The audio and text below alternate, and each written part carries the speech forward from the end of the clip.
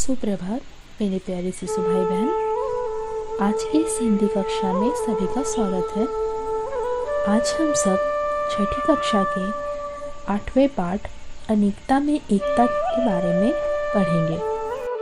सबसे पहले इस कविता को हम कैसे पढ़ेंगे ये सीखेंगे।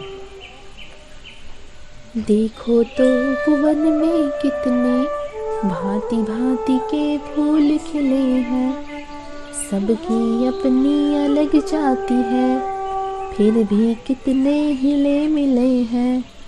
भिन्न भिन्न इनका आकार है, भिन्न रंग है, भिन्न प्रकार है, कितनी निराली खुशबू इनकी, मन में भी नहीं कोई विकार है। माला में गुथ कर जब सारे एक सूत्र में बंध जाते हैं, तब वे फूल नहीं कहलाते, केवल माला कहलाते हैं। बंगाली हो या पंजाबी जब कतार में आ जाते हैं, तब सब भारत माँ के बेटे भारतवासी कहलाते हैं।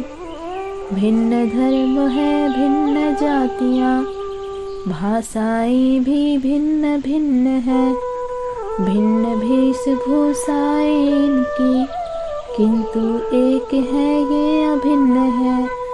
देखो तो उपवन में कितने भांति भांति के फूल खिले हैं। इस प्रकार हम सब इस कविता को पढ़ेंगे और याद करेंगे। अब इसका अर्थ हम जानेंगे कि ये कविता का अर्थ क्या है।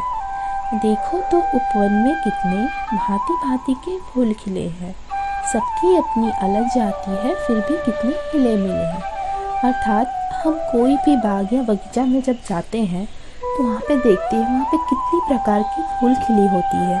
कोई छोटी होती है, कोई बड़ी होती है, किसी का रंग सफ़ेद होता है तो किसी का रंग लाल होता है, कोई पीला तो कोई नीला, कोई हरा। इस तरह से भिन्न भिन्न प्रकार के फूल होते हैं, लेकिन सब कोई बाग में एक साथ खिलकर उस उपवन की शोभा को बढ़ाते हैं। उपवन में भिन्न भिन्न इनका आकार, अर्थात उनका आकार अलग होता है, उनका रंग भी अलग होता है, उनकी खुशबू भी अलग अलग होती है, लेकिन हर फूलों के मन में कोई भी विकार या कोई भी द्वंद्व नहीं होता है।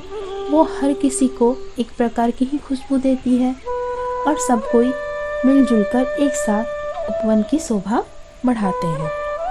जब वो माला में गुथ जाते हैं तब कोई ये नहीं कहता कि ये पीला फूल है या नीला फूल है। जब वो सारे एक धागे से बंधकर एक माला जब बन जाते हैं तो सारे लोग उसे माला ही कहते हैं, उसे कोई एक फूल नहीं कहता है। हमारे भारत में भी बहुत सारे जाति के लोग रहते हैं। बंगाली हैं, पंजाबी हैं, सिख हैं, ईसाई हैं, बहुत सारे जाति के लोग हैं। लेकिन जब भी वे कतार में एक लाइन से खड़े हो जाते हैं तब सब भारत माँ के बेटे ही कहलाते हैं और उन्हें सब भारतवासी ही कहते हैं। उस समय उन्हें कोई बंगाली, पंजाबी, हिंदू, सिख, ईसाई इस तरह से नहीं कहते। सब कहते हैं कि ये भारतवासी हैं, ये सब भारत माँ के बेटे हैं। जितनी भी लोग रहते हैं उनका धर्म अलग है, उनका जाति अलग है, उनकी भाषाएं अलग हैं और उनकी वेशभूषा, पहनने के तरीका भी अलग अलग है, पहनावा भी अलग अलग है, लेकिन कभी भी उनके मन में भिन्नता का भाव नहीं है। वो सब एक साथ मिलजुल कर भारत में रहते हैं और वे सब एक दूसरे से जुड़े हुए हैं। ये हमारे भारत की संस्कृति है।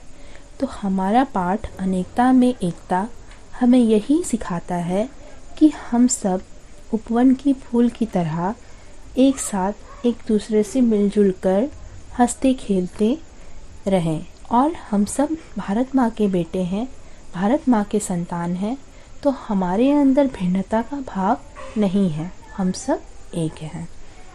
इस पाठ को अच्छे से समझेंगे और कविता को याद रखने की चेष्टा करेंगे। धन्यवाद।